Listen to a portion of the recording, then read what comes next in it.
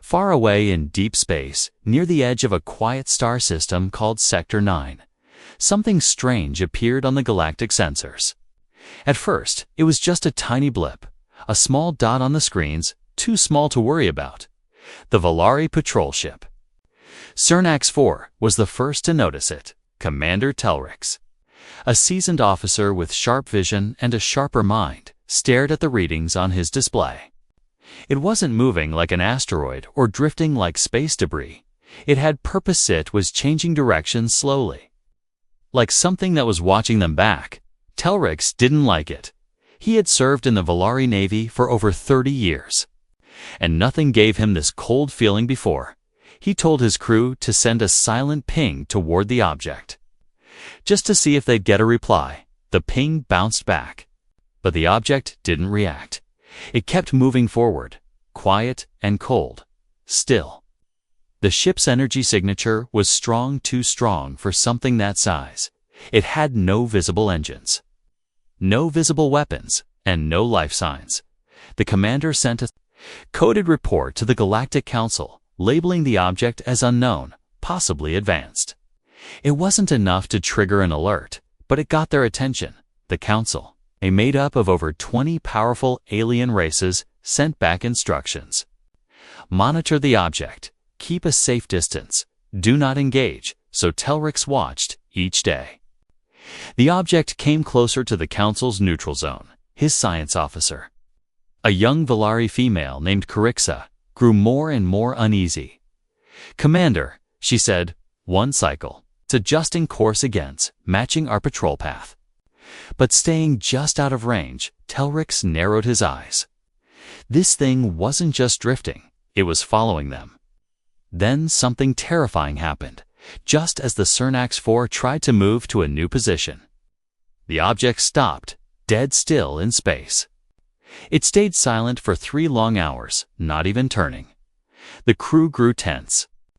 No one spoke loudly, some even whispered, as if the ship might hear them. And then it moved again, but this time straight toward them. Telrix didn't wait. "Fall back," he ordered. "Get us to safe range. And raise our shields." As the Cernax 4 turned, every alarm in the ship screamed at once. Systems shut down, lights flickered, gravity vanished for a few seconds. The entire ship froze just like that, as if a hand had pressed a switch and turned them off, but they weren't. Destroyed, nothing exploded, no beams were fired, just darkness, silence, and fear. 10 minutes later, the ship slowly came back online. The crew gasped for breath. Lights returned and gravity stabilized. All systems were still intact, just temporarily disabled. They checked external cameras. The object was floating a few kilometers away, completely still again. It was a warning. Telrix didn't need more convincing.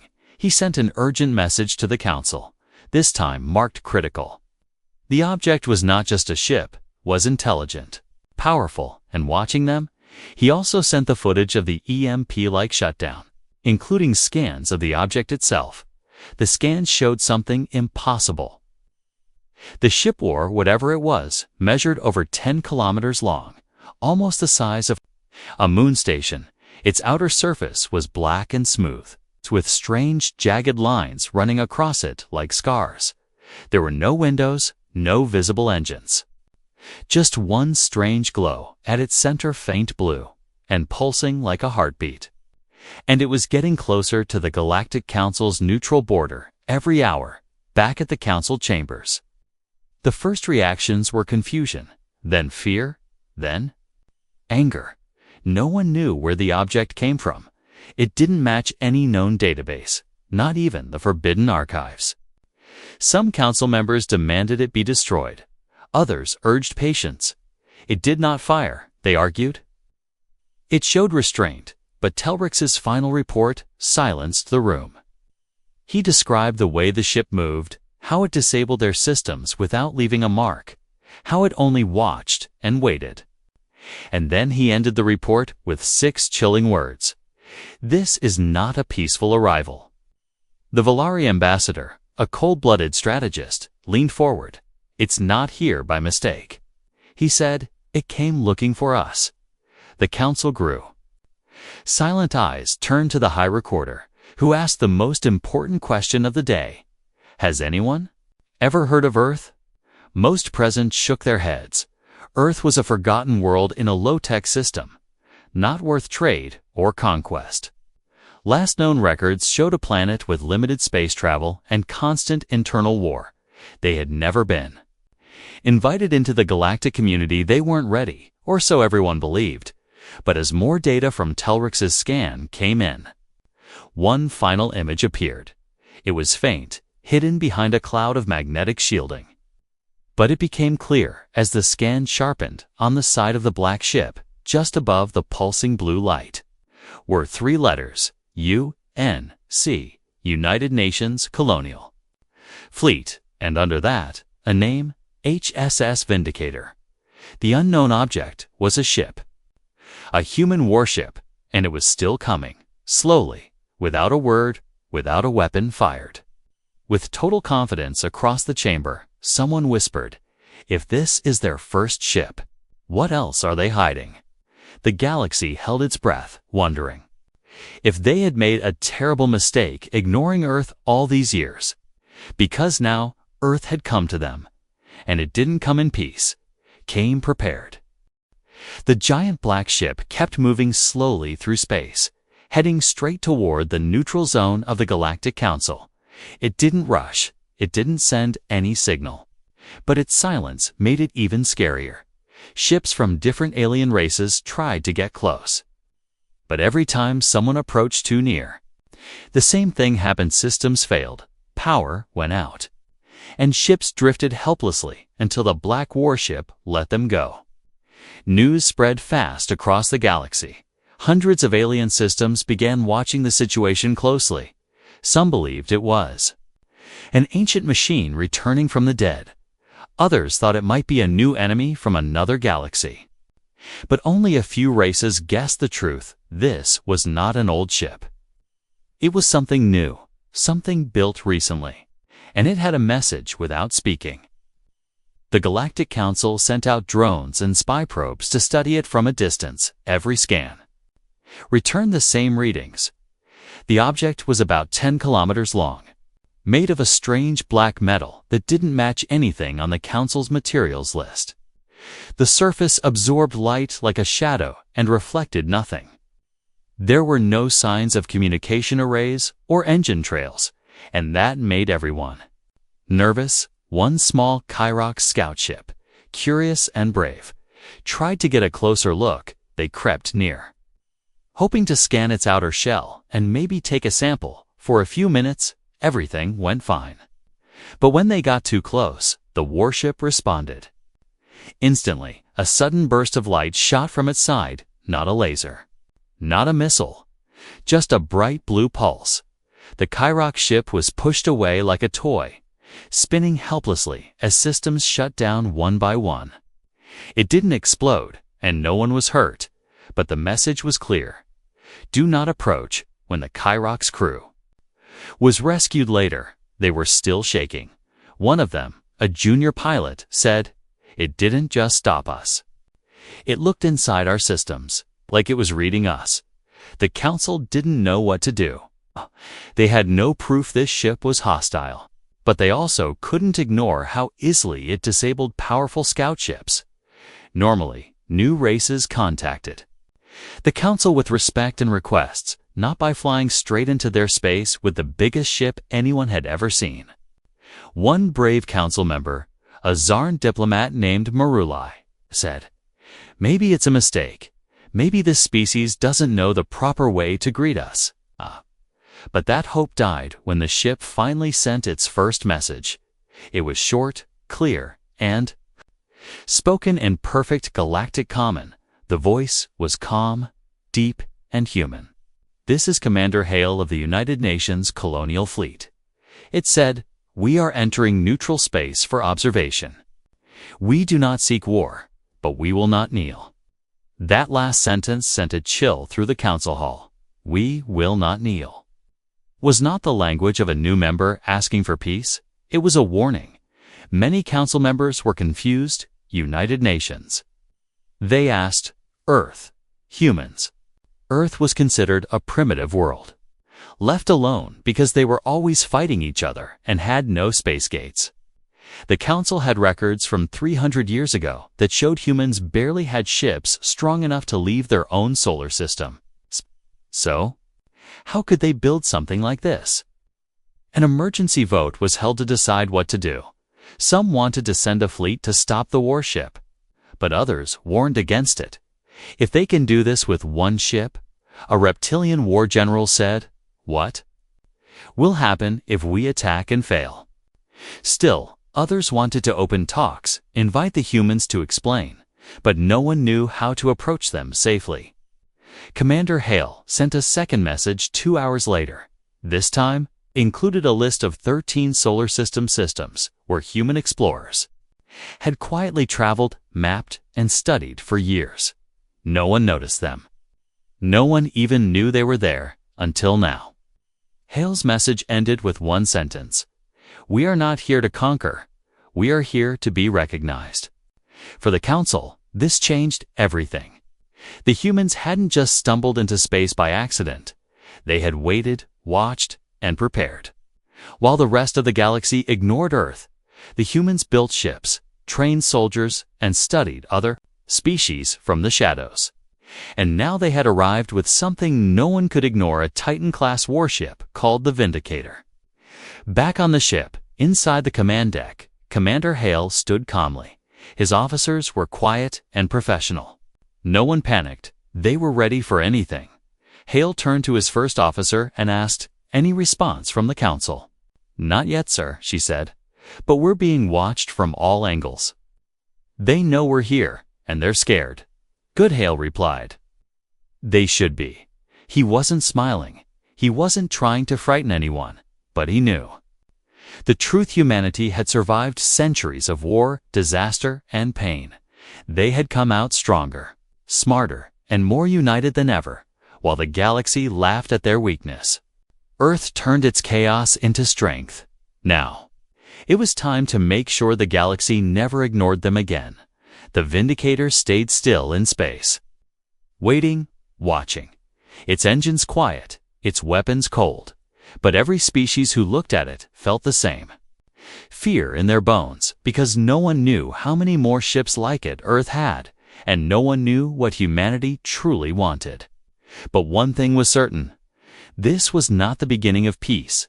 It was the beginning of a new power in the stars. And the first move had already been made. Inside the Great Hall of the Galactic Council, all the leaders of powerful alien civilizations had gathered. The air was tense, and everyone looked at the large screen at the front of the room. On that screen was the image of a single, massive, black ship floating silently in space, cold and still. Its surface was smooth and dark, like obsidian, and the faint blue glow at its center pulsed like a heartbeat. The room was filled with whispers, some in fear, some in disbelief. A few were angry, but most were confused. Never in recorded history had a new species entered the galactic zone this way without permission, without warning, and with a warship. The size of a city, Ambassador Zrel of the Zarn Empire stood up first. What are we looking at? He asked. Is this a rogue machine? A lost weapon from ancient times? The Volari commander Telrix, who had faced the ship firsthand, stepped forward to answer. His voice was calm but serious. This is no ancient machine. This ship is new. Advanced and clearly under control, it responded to our actions. It showed intelligence and restraint, but also power. He paused before showing the scan data. This is a human ship. From Earth, gasps echoed through the room. Earth. That small, violent planet, the one they had ignored for centuries. That couldn't be right. Earth didn't have space gates. They didn't even have full control of their own moon systems. But Telrix played the recorded message again. The human voice filled the room, deep and controlled. This is Commander Hale of the United Nations Colonial Fleet. We do not seek war, but we will not kneel. A silence fell. No one knew what to say. Some looked shocked, others angry, but many looked afraid. Ambassador Verka of the Xanthari Republic hissed in frustration. Why were we not told that humans had reached this level? Who was watching their development? No one answered. Earth had been classified as a non-threat, not worth monitoring. They had always fought among themselves, always chasing war, disease, and survival. The Council's explorers had last scanned them 300 years ago and found nothing worth remembering. But Earth had changed in silence. The Council's information officers quickly searched old records.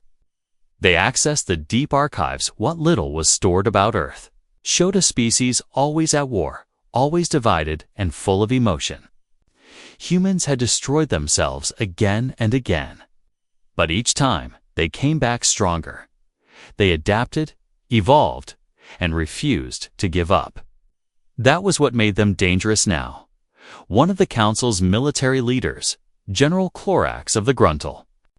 Dominion leaned forward. This Titan-class ship. What can it do? Telrix hesitated, then spoke. We don't know everything, but based on its size and energy readings, it can destroy small moons, disable fleets, and shut down electronics without touching them. We have never seen this kind of precision and power in one ship. Many in the room felt fear rise in their hearts. Even the great war empires didn't have anything this size. And if this was just one of Earth's ships, then what else had they built? The debate began. Some members of the Council wanted to prepare for war, to send fleets and confront the humans, but others warned against it. They arrived without firing a shot, said the Altari ambassador. They showed control and gave us a chance to respond. That is not an act of war. Another alien leader, soft-spoken and wise, said, perhaps we should ask ourselves, why now? Why come now, after all these years? No one had an answer, as the Council argued. One quiet researcher was working alone at a corner station. She was from the Azari species, a peaceful race known for their deep memory and sharp vision. She studied the new image sent by Telrix, and then she saw it on the side of the black ship, just barely visible through layers of magnetic shielding. Was a symbol, a flag, old but clear. She zoomed in, and there it was, UNC, United Nations Colonial Fleet. HSS, Vindicator, Earth origin, built-in Sol system. She quickly brought this to the Council's attention, and the image was shown on the large screen. For a moment, everything was quiet. This was no mystery anymore. This was not an unknown ghost ship. This was a declaration. Earth had not only entered space, it had created a fleet, organized under one United Nations colonial fleet. That meant Earth was no longer divided. They were one people now, one mission, one goal. And now they were here. The High Recorder of the Council stood and spoke. We have ignored Earth for too long. They were not ready when we looked last, but clearly they advanced faster than anyone expected. We must decide quickly. Do we treat them as a threat or as equals? But the problem was, no one knew what Earth wanted. The humans had said they didn't come for war, but also said they wouldn't kneel. That meant they would not submit, not obey, not follow Council rules without reason. They came as something new, not begging to join but demanding to be seen. Ambassador Zarel said slowly, they did not come to ask. They came to arrive. And that was what scared everyone the most, because if this was their first ship, if this was just the beginning, then humanity had already changed the future of the galaxy, and they had done it without firing a single shot. A few hours after the Galactic Council meeting ended in silence, a signal arrived. It came directly from the massive human warship, the HSS Vindicator. The transmission was clean, without any encryption, as if the humans wanted everyone to hear. It played once and then repeated every hour. The message was short, calm, delivered in perfect galactic common. The voice was strong, steady, and clearly human. "This is Commander Hale of the United Nations Colonial Fleet." The voice said, "We have entered neutral space to observe. We request peaceful contact, but let it be known, we do not kneel." That last line echoed across the galaxy. It was not a threat, but it was not friendly either. It was a line. In the stars, one that told the Council everything they needed to know. The humans had come not as students, not as servants, not even as guests. They came as equals or, possibly more, across thousands of Council planets. The message spread like fire. News stations played it again and again. Soldiers listened to it in silence. Traders avoided the neutral zone completely, and deep inside.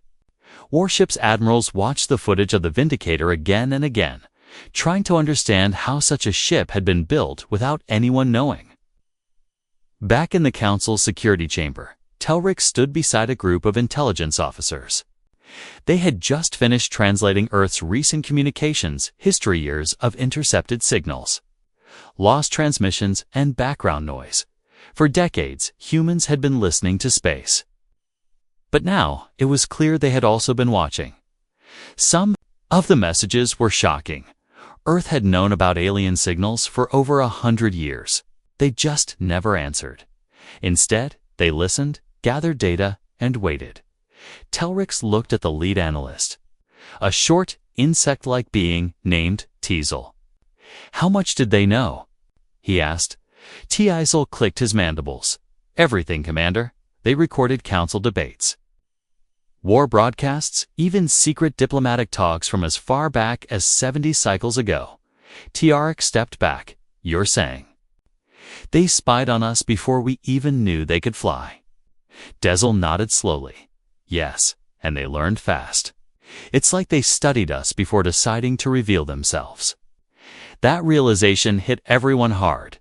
The Council had always believed they were the most advanced beings in the galaxy. The protectors, the rulers, the guides. But Earth had flipped the entire balance of power without firing a single weapon in the next few days. More signals came from Earth's ship, each one polite, but firm. They explained that the humans were part of a united Earth government, now the United Nations Colonial Fleet. They had colonies across several solar systems and a growing military designed to defend humanity's future in the stars. "We are not here to conquer," one message said, "but we are not here to be conquered either." Those words carried weight. They were not meant to scare, but they did. The humans had come not as a weak race asking for protection, but as a new power demanding to be acknowledged inside the Council's core data vault. A group of historians reviewed the last official report on Earth. It was over 3 centuries old and labeled low priority. It described humans as aggressive, unstable, and years away from interstellar travel, but it missed something important there. Will to survive, even in the face of war, climate collapse, disease, and political chaos. The humans had kept building, kept learning, kept pushing forward, and now? They had arrived, meanwhile, on the bridge of the Vindicator. Commander Hale stood watching the stars. His crew worked silently around him. Well-trained and alert, they had drilled for this moment for years. First contact with the Council. Not as beggars, but as equals. The first officer, Lieutenant Mira Chen, walked over. "No response yet, Commander. But we are receiving over 200 scans from Council ships." Hale nodded. "Let them scan. They need to know what they're dealing with. Are you sure they'll speak to us?" Mira asked. "They have no choice." Hale replied, "We built this ship not to fight, but to be heard, loud and clear." He looked out at the darkness of space and said quietly, "They ignored Earth for too long. Now we speak with action, back." At the Council Hall, tension grew. The idea of giving Earth a seat at the table was frightening to many. But ignoring them now seemed foolish. Even those who once laughed at humans now stayed quiet, thinking carefully before they spoke. Some of the younger Council members saw this differently. They admired Earth's rise from chaos. its strength, and its courage. One young ambassador from the Velexi race said during a private meeting, "They have earned their place not because we gave it, but because they took it." That statement made its way through secret channels. Some agreed, some did not, but no one denied that Earth had changed the game. In the end, the Council sent back one message to the United Nations Colonial Fleet: "We acknowledge your presence. Your request is under discussion." Await further contact. It was not a full welcome, but it was not a rejection either. The humans had cracked open the door, and behind them, waiting in silence across unknown systems, were more ships, more colonies, and more voices ready to speak. For the first time in history, the galaxy realized something very important. Humanity had not arrived to fit into their world. Humanity had come to make a place of its own. In the days that followed Earth's first contact, the Galactic Council worked non-stop. Their top military experts, scientists, and data analysts were all ordered to focus on one thing: the Titan-Class Warship called the HSS Vindicator. Every piece of information about it was now valuable, but very little was known. The ship was still sitting silently near the neutral zone, not moving, not responding, just watching. Inside the Council's security chamber, huge screens showed recordings of the Vindicator from every angle. Different ships had taken scans, but none could break through its black armor. The metal absorbed radar, light, energy, everything. It was like trying to scan a shadow. "What kind of armor is that?" asked a senior strategist from the Gralic Empire. "We don't know," replied one of the researchers. "It doesn't reflect anything. It bends signals around itself. Like it's invisible to tech we've used for centuries." Then came the scary part: weapon analysis. The Vindicator didn't show any visible cannons or missiles, but energy sensors showed several massive power cores running silently deep inside. Each core could power an entire city or fire weapons big enough to destroy moons. One scientist said quietly, "If it shot at one of our capital ships, we wouldn't even have time to react." Even worse was the electromagnetic pulse system. The Volari commander, Telrix, had already reported how the ship had disabled their patrol ship in seconds without a single shot. It used controlled EMP bursts designed to shut down electronics, but not kill. That meant the humans were choosing not to destroy.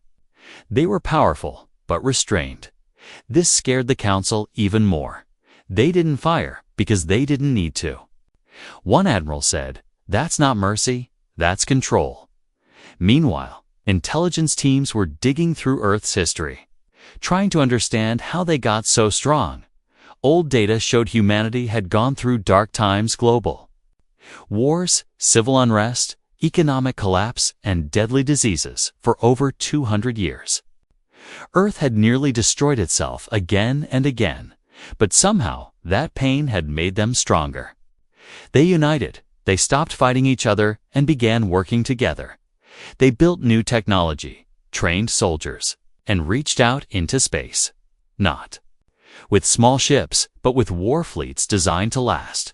Some council members argued that humans were dangerous, but others pointed out something important: they had not attacked first. The Vindicator had not even fired a warning shot. It only responded when someone got too close, and even then, it caused no death or destruction. Still, fear grew. Rumors began spreading through council space. People were scared that the Vindicator was only the beginning. What if Earth had built more of these ships? What if they were already hiding across other sectors? Back in the Council's defense center, a second report arrived. It was from a small planet near the border. The locals had spotted another strange object, smaller than the Vindicator. But still unknown, Council scouts went to investigate. They found a human listening post hidden inside an asteroid field. No one had ever seen it before. It had been there for years. Inside were records, communication logs, and sensor data proved that Earth had been quietly watching the galaxy for a long time. gathering information about races, trade routes, military movements, even the Council itself. The message was now clearer, had not just shown up. They had been preparing for this day. At this point, panic began to rise in some regions. Several small empires closed their borders. Others ordered their fleets to go on full alert, but none dared attack the Vindicator. Not after seeing what it could do. Across the galaxy, old powers began to shift. Warlords who once ruled with fear now stayed quiet. Rebel groups started whispering that maybe Earth could be their hope. Maybe the Council wasn't the strongest anymore. Inside the Vindicator, Commander Hale stood in his command chamber, calm and serious. His crew worked like machines, silent, focused, ready. They had trained for years for this mission, and they were following it perfectly. Lieutenant Mira Chen walked up. Council response remains neutral, sir, but we're getting increased scan attempts and long-range targeting checks. They're scared, Hale said. Good, they should be. But we haven't given them a reason to fire. Let them make the next move. He turned to a wall screen and watched as more Council ships slowly formed a distant perimeter around. The Vindicator, they're trying to cage us in, he muttered. They still think they're in control, but the truth was, Earth had already taken control without a war, without raising their voices, just by arriving prepared. On the Council floor, debates grew louder. Some wanted to ask Earth for peace talks. Others demanded they send the Vindicator back or face consequences, but every time someone suggested a show of force. Someone else asked the same question. What if we lose? Because now they understood what Earth called war. The Vindicator wasn't built for peacekeeping. It wasn't made for transport or exploration. It was a planetary siege vessel, one designed to end wars before they began. And it wasn't even moving, just watching, waiting. One ambassador said it best. They didn't come to fight. But they came so we wouldn't fight them. The galaxy was used to showing power to control others, but Earth had done the opposite. They showed restraint, and that frightened everyone even more. No one could sleep peacefully anymore, because a single black ship, built by a once-ignored species, had forced the entire galaxy to change its thinking, and everyone knew. This was just the beginning. A few days passed, but the fear didn't go away. The Vindicator still sat in the neutral zone, dark and silent, like a shadow waiting for a reason to move. Dozens of Council ships had created a loose wall around it, but none dared come close. Again, the humans had made their point. They didn't need to speak loudly. Their silence was stronger than most threats. Finally, after long discussions, the Council sent a message to Commander Hale. They invited him to meet at the Galactic's capital, not as an enemy or prisoner, but as a representative of Earth. The Council didn't want to admit fear, but they knew this meeting had to happen. The galaxy could not rest while the humans remained a mystery. A Council transport ship was sent to escort Commander Hale and a small group of human officers. The Vindicator allowed them to dock. But the humans came alone. No weapons, no armor. Just sharp minds and calm expressions that made the Council even more nervous when the humans entered the Grand Hall of Diplomacy. Everything became quiet. Hundreds of alien leaders watched in silence as Commander Hale walked forward. His boots echoed on the floor, and his eyes met theirs without blinking. No fear, no pride, just confidence. He stopped at the center, looked at the high recorder, and said simply, "You called, we came." The Council was surprised. They expected anger or demands, but instead, they got control. Commander Hale's voice was steady, clear, and respectful, but it carried weight. It wasn't the voice of a visitor. It was the voice of someone who belonged there. Ambassador Verka of the Xanthari Republic stood up. Your arrival was unexpected. Your ship entered restricted space without permission. This is not how peace begins. Commander Hale nodded slightly. We agree, but your Council ignored Earth for centuries. You scanned us, judged us, and left us to suffer. We reached out long ago, but you did not answer, so we prepared. There was silence. The truth hurt, and no one could deny it. Earth had been forgotten, dismissed, labeled as unimportant, but now they were standing in the council hall, not begging, but stating facts. Ambassador Maruli of the Zarin Empire asked, "Why reveal yourselves now? Why not sooner?"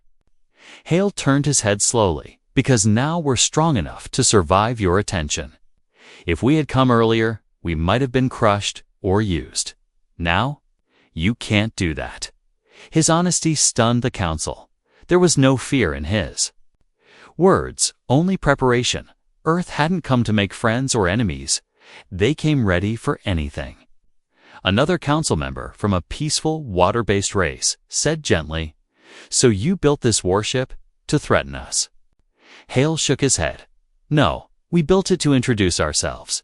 The Vindicator is not the strongest ship we have. It is the first one we sent." That statement sent a wave of shock through the hall. Not the strongest. If that ship wasn't there best, then what else did Earth have? The High Recorder leaned forward. "What does your government want from us?" Hale answered simply, "Respect, recognition, and peace on equal terms. Earth is no longer a divided world. We are united under one flag, and we intend to grow into the stars, not under your rules."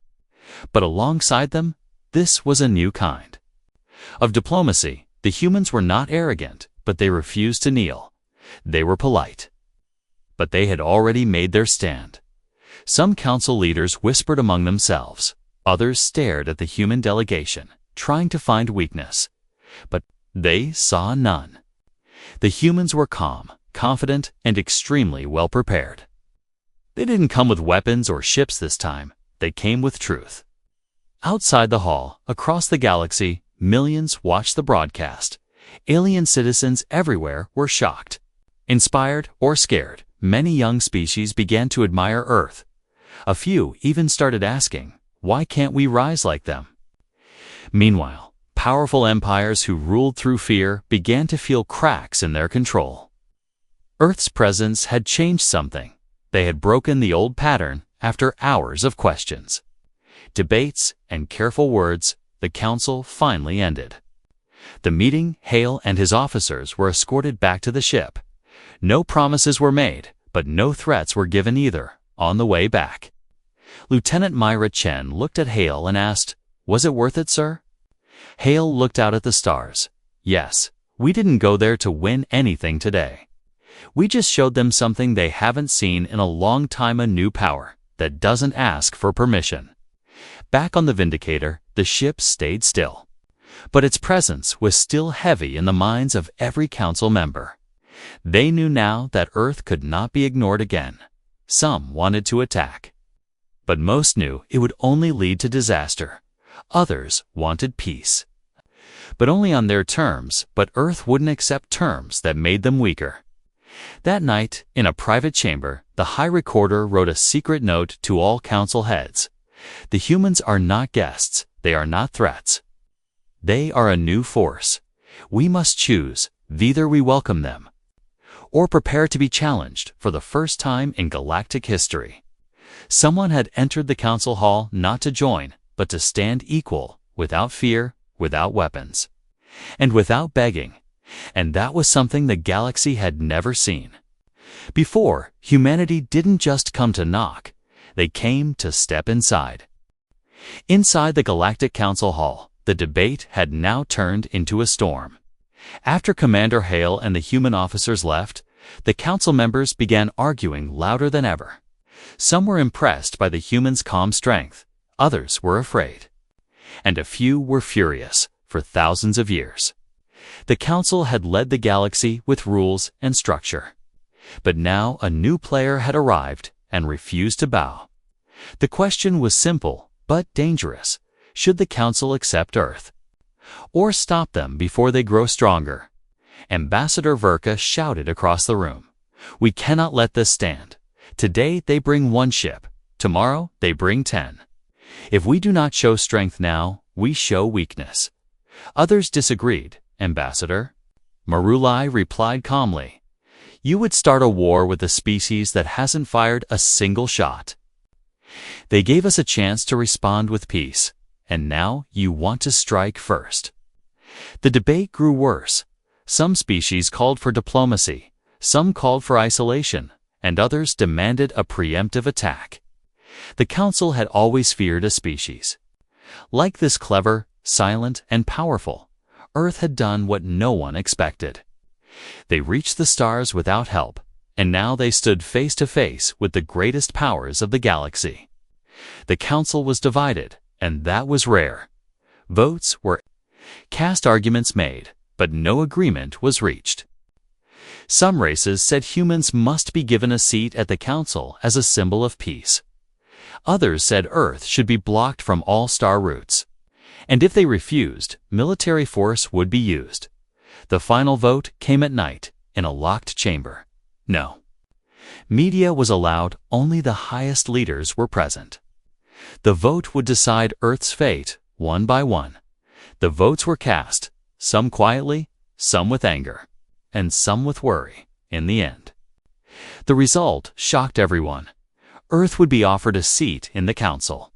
But only under one condition: their warships must not enter Council space without permission. It was a smart move. The Council knew they couldn't fight the Vindicator directly, but they hoped this condition would limit Earth's military movement. At the same time, it gave Earth what it wanted: recognition.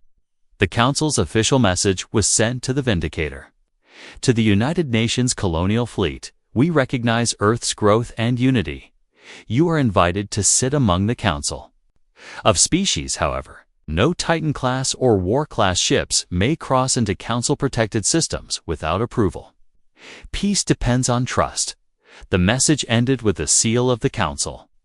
It was meant to show power, but it also showed fear. Back aboard the Vindicator, Commander Hale stood in silence, reading the message on the main screen. His officers waited for his response. Lieutenant Chen asked quietly, "Sir, should we accept it?" Hale didn't speak right away. He looked out the viewing window, watching the stars pass slowly. "They're trying to box us in," he said. "Give us a seat, but keep us far from real power." "But we expected this," another officer said. "They had to give something, but they're still afraid." Hale nodded, "And fear is good. Fear gives us space to grow." He turned to the crew, his voice firm. "Send a reply. We accept their offer for now. Let them see we are willing to talk, but also prepare a second message. Silent and secure. I want all Earth's fleets on quiet alert. No movement unless ordered. But readiness at 100%. Yes, Commander," his crew replied. The next day, the Council's announcement was broadcast across the galaxy. Earth had been offered a seat, and humans had accepted. Most citizens across Council worlds didn't know how to feel. Some cheered, some protested. Others simply watched with wide eyes, wondering what the future would hold. But far from the cameras, in deep space, something was happening. A new ship powered up inside Jupiter's Shadow Titan-class. Larger than the Vindicator, still unfinished, but alive, in a distant colony near Alpha Centauri, a hidden Earth station. Received a short signal from the Vindicator. The message was clear: prepare the next fleet back on Council worlds. Diplomats smiled in front of the cameras, shaking hands and making promises of peace, but behind closed doors, every major empire was upgrading its defense systems. War fleets were secretly built, and spy networks expanded toward Earth's colonies. Because even though Earth had agreed to peace, no one believed they were finished. Everyone knew the truth. Now the balance of power had changed. And all of it happened without a single battle. For the first time in galactic history, a new power had entered the stars without permission. Not to destroy, not to rule, but simply to never be ignored again. The Council called it peace, but the galaxy knew better. It was the beginning of something much bigger. And everyone was watching Earth now, as a weak planet, but as a force waiting to rise. The giant black ship, the HSS Vindicator, slowly turned away from the neutral zone. It moved with calm, steady power. Its engines lit up softly, not in a rush, but with purpose. The humans had received their answer from the Galactic Council. Earth was now officially recognized, but their warships were not welcome inside Council territory without permission. The humans had accepted the deal, at least on the surface, but deep inside. Both sides knew it was not true peace. It was an agreement made out of fear, not trust, as the Vindicator drifted back toward human space. It left behind more than a shadow. It left behind a warning, a message to every species that had ever laughed at Earth or ignored it. That message was simple. We are here now, and we are ready. Back on the Council worlds, things changed quickly. News reports called the event the Day of the Vindicator.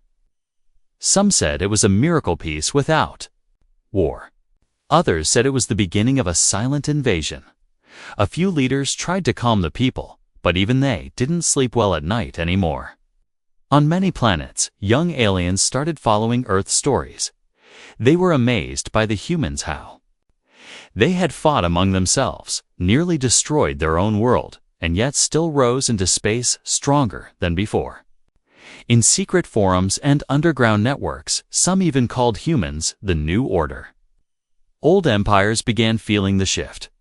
Warlords who had ruled by power now feared the silent strength of Earth's fleets.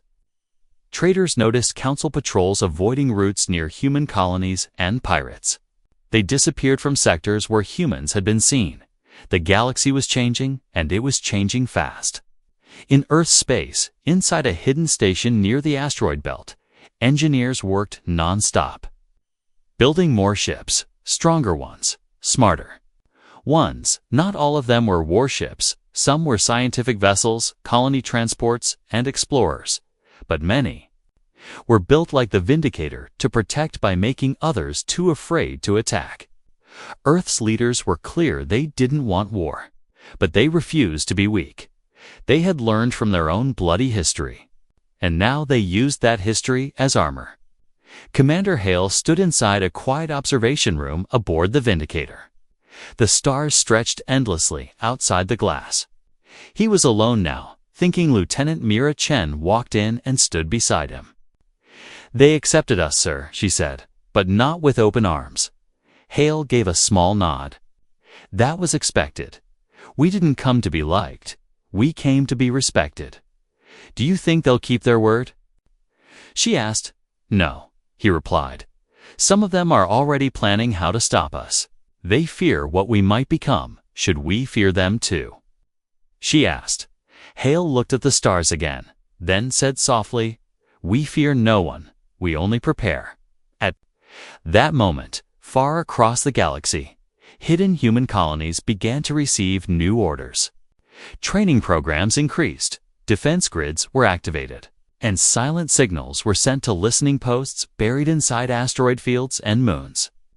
Earth's web was spreading, not to take power, but to make sure no one could take it from them. But something else was growing to hope in small council planets, where people had long felt forgotten or powerless.